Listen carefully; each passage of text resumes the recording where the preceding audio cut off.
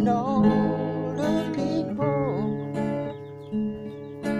living for today. Imagine there's no countries. It isn't hard to do not to kill or die for, and the religion too. Imagine all the people living life in peace. You may say I'm drunk, but I'm not the only one. I know someday you'll join us, and the world is one. Imagine no positions. Wonder if you can. No need for greed or hunger. A brotherhood of man. Imagine all the people sharing all the world. You said I'm a dreamer, but I'm not the only one. I hope someday you'll join us. The world is one.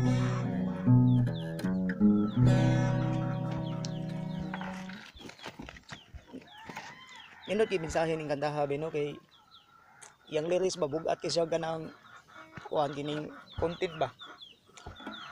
Kini siya kadaha ang title ni kay Imagine na compose ni John Lennon, usa sa mga brilliant composer nga akong giidolo nga membro sa Beatles. Ya nabungkag ning banda ha pag 1980s nagsolo ni sila si Ringo Starr nagsolo pod si Paul McCartney lambahista nagsolo pod siya nya si George Harrison nagsolo niya naghimo sad sila ilahang mga tagsa-tagsa ka album ang tanan ilang kanta puros gid siya nga mihit usa lang gid sa ganahan ako ani nga kuan kining yang lyrics bitaw kaning linang part pa. Hear me say I'm a dreamer, but I'm not the only one. I hope someday you'll join us, and the world is one. So nindot kayo sa kuan message no nga kung ano sa agi mahitabo nga kita magkahiusa gid sa kuan kanang sa kalinaw. So welcome sa atong YouTube channel bay ang obserbahan ninyo. YouTube channel ni siya nga kuan kanang magdisgot sa mga isyu nga saksak sinagol. So this is a free zone of our public opinion. So welcome ang tanang mga opinion nga inyong ipadangat. Pasensya na kaya tulan ning sa gulan o ganang gaming Tagalog para ang uban sa makasabot ang uban. Pasensya sa mga kanang nag-request atong mga ubang topic para nila ni Justice Libatican, sila si Maxoy, si Milicia Subalino Bulhot, sila si Victoria Bakibot, sila si Grace Perez o kinsa pa to daghan pa to no. So sige lang naita tayo magisgot niya tato kay karon ko na timing man ni karon sa panghitabo karon kining hitabo nga virus kanikatag sa nikatag sa tibuok kalibutan. So ang atong topic karon yung banggitin natin itong about sa ano sa ah, biological weapon. Dumating na talaga ang panahon na ano, itong panahon to na lahat ng tao sa buong mundo na kinakaharap natin yung pinaka greatest weakness natin na nakaharap natin. So dito maraming nang ano no, kung ano ba talaga ang paano natin ito ah, makakaya sa hinaharap natin ngayon. So itong greatest weakness na ito na nangyari sa atin, marami ah, tumawag na lahat ng mga reliyon, na tayo, panahon na magkaisa tayo sa pagdasal sa ating Panginoong Diyos. Kasi hindi to biro yung pinaharap natin, itong pinaka greatest weakness na to. But sometimes mga kaibigan, you don't realize your own strength until you come face to face with your greatest weakness. So itong pangyayari ito, meron talagang dahilan para doon natin malalaman kung paano na itong pag-unite natin, magsiksikan sa sa English ba yung helping each other, no? Pero minsan din itong virus na to, hindi lang puro yung karamihan, no, yung dark side yung nakikita, pero sa totoo lang nung tinututukan ko tong issue to, meron din ako nakita dito sa positive side lang itong virus na to. Hindi sa ganun na masaya ako na nangyari ito. Mayroon ang positive side lang na nakita ko dito. Kung tingnan mo yung yung mga syudad na nag-lockdown. Tapos alam naman natin itong kalibutan, itong Mother Earth natin na tinitirahan natin, parang bunog na talaga sa grabing pollution na binuga ng mga sasakyan. So makikita natin dito na yung yung mga lugar na nag-lockdown na, may mga picture na na-send doon sa Facebook, sobrang yung mingaw talaga ang syudad, mingaw talaga. So sa ganitong pangyayari man lang, medyo na-appreciate ko din na yung mundo natin naka-rest man lang mula sa mga usok na binubuga ng sasakyan. Kahit papaano nakapagpahinga din, kahit kunti lang, nakapagpahinga din ang mundo nating tinitirahan mula sa mga usok na lumalabas doon sa mga sasakyan. Pero sa dark side, ayun, marami mga sobrang hirap talaga kasi yung mga kumpanya nagsisira na. Tapos ang masakla pa doon, yung mga natanggal sa trabaho. Sabi pa nga yung mga natanggal na sa mga trabaho na hindi sila dito takot sa sa COVID-19, yung kinatatakutan nila yung yung pamilya nila, kung ano ang ipapakain sa kanilang pamilya. Kasi marami talaga na hindi naka-ready talaga. So minsan din may mga nagsasabi na itong pangyayari ito sinadya ng may mga yung mga demonyo, yung mga yawa na binanggit nila na gawa daw ito ng gawa ni Satanas. Meron din iba gawa din ito sa Panginoon, sinadya to para matuto ang tao. Pero meron din ibang nagsasabi din na walang Satanas, walang Panginoon, ang gumawa talaga nito, tao talaga gumawa nito. Meron din meron ako nababasa na yung sa Bisaya pa, ang tao magplano ug laraw apan ang Ginoo maoy mag-igo sa tanan. Bumalik ko na, ang tao magplano og laraw apan ang Ginoo mo'y mag-igo sa tanan. Nabay mabasa na sa Biblia na basahan ninyo ang kuan kanang Panultihon kapitulo 16 bersikulo 1. Pero ganun pa man, tuklasin natin itong yung biological weapon. Literally, itong biological weapon, mga lang talaga itong mga chemicals lang na pinaghalo-halo, mga chemicals na nakakasira ng tao na pwedeng gamitin itong paraan sa pamagitan ng yung mga virus, mga germs, pwede din sa hangin. Pero kahit na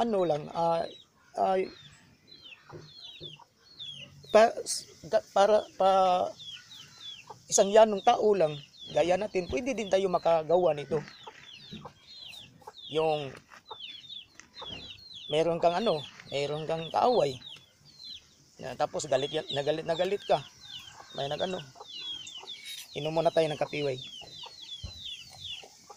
ayun, uminom ng kape. Tapos galit ka dun sa kaaway mo, yung kape, lagyan mo ng muriatic. Pinagainom niya. Yun, patay yung kaibigan mo. Pero ito din, may tuturing din yan na isang biological weapon against sa kalaban mo. Meron ding isang senaryo yung doon sa sa sabungan ng mga manok. Tapos gusto mong manalo ka, tapos mayroong sumasali diyan yung iba, yung baguhan pa doon sa sugal ng yung manok. So magplano ka kung paano yung matatalo yung kanyang manok. So yun, lagyan mo ng hilo yung yung buwang. Yun din may tuturing din na biological weapon. Meron din isang senaryo yung kung ewan ko, maniwala ka dito kung sino nakakaranas doon sa sa mga fiesta na may mangyayari na mayroon dong mga mga hiluan. Tapos yun, kumakain ka, tapos pagkain mo may dumagpi sa iyo na, "Bay, kumusta bay?" Oh. Inayin ka, tapos pagkatapos mong kumain, lumakad ka, tila lang kalakang, ayun, bigla kang nahilo, parang na high blood ka, tapos natumba ka. Tapos may darating sa iyo na ibang tao na parang tumulong daw, tapos pagsabihan ka na, "Uy, bay, na na parang nahiluan ka yata." "Oh, meron akong kakilala, isang mga yung deadly na yung manggagamot." Yun, nandun si Talpulana. So papupuntahin ka doon, tapos yun doon magpagamot ka, babayad ka ng mahal. So parang ganun ang nangyayari.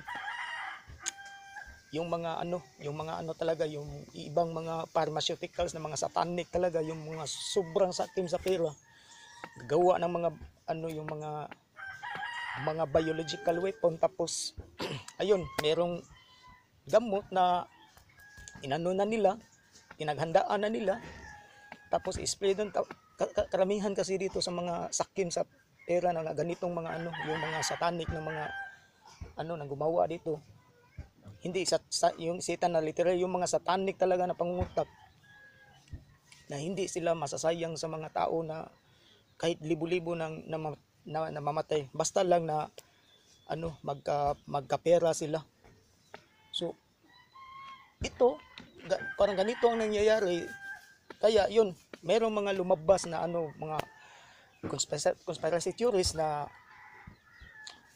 itong mga nakaraan daw, parang yung China at US daw nagsasabuatan. Meron ding ibang nagsasabi na sadyang ginawa daw ito kasi yung iba mula sa China daw, kasi isas problema nila yung yung Hong Kong. Tapos gumawa sila ng yung itong virus na to. Tapos mayroon ding ibang yung mga haka-haka sa mga conspiracy theories na US daw ang gumawa dito kasi parang babagsak na nila, yung mga reserve nila parang ubos na. Tapos yung China, kinatatakutan daw nila kasi ang China yung ekonomiya na parang tumaas na. O pang mga conspiracy theories. Pero yung mga ano doon, mga haka-haka lang, wala akong pakialam doon. Ang concern ko lang dito, yung itong sinadyang ginawa talaga to, yung epekto ng mga tao. Sobrang ano talaga, sobrang hirap talaga. Sobrang hirap talaga. Nakasanayan na nila na yung pagkaano nila, yung pagka walang paki sa buhay ng tao, sa kahirapan ng tao. Hindi nila ma-realize na sila din ay ano na ah, ano lang dadaan lang tayo dito sa mundong ito. Lahat tayo may katapusan. Kahit na nga ang araw ang araw paano na ang araw patapos na. Yung araw mas makapangyarihan pa sa tao, nagbibigay ng enerhiya sa sa buong natin sa solar system natin. Pero kahit ang araw darating din ang time na yan, matatapos din yan. Ang tao ganyan din. So sa karamihan itong mga kinaharap natin, itong naka talaga na nagbigay ng lahat, apektado lahat, no, yung mga local tourist spot natin bagsak talaga. Kaya walang nagbabakasyon sa mga lugar kasi nandoon lang sa bahay na dahil natatakot sa sa virus na to. So kung natin pag-isipan natin, ito talaga ang time na sana ang karamihan tayo magkaisa to, kasi parang to biological weapon versus psychological yung sa sandata lang natin psychological weapon, kasi economically speaking na talaga sa sinabi ko na lahat apektado tayo. Sana ito time na yun na mag-isa tayo. Kasi kung tutuusin natin, sa sinabi ko na ganina, ang araw patatapos din ang araw, tayo din tatapos din. Ito ba, balikan natin itong yung itong message na to. Kahit sino siguro karamihan gusto naman siguro magkakaisa. So ito, babalikan ko tong last message na to, yung kay John Lennon. You say I'm a dreamer, but I'm not the only one. I hope someday you'll join us and the world will be as one. So parang ganun, yun ang yung last message ko. So ito, panapos na to. Sinabi ko na ang araw patapos ng araw, ganyan din tayo. So ibig sabihin, in every sunset is a proof that everything has an ending. Rock and roll mga bay.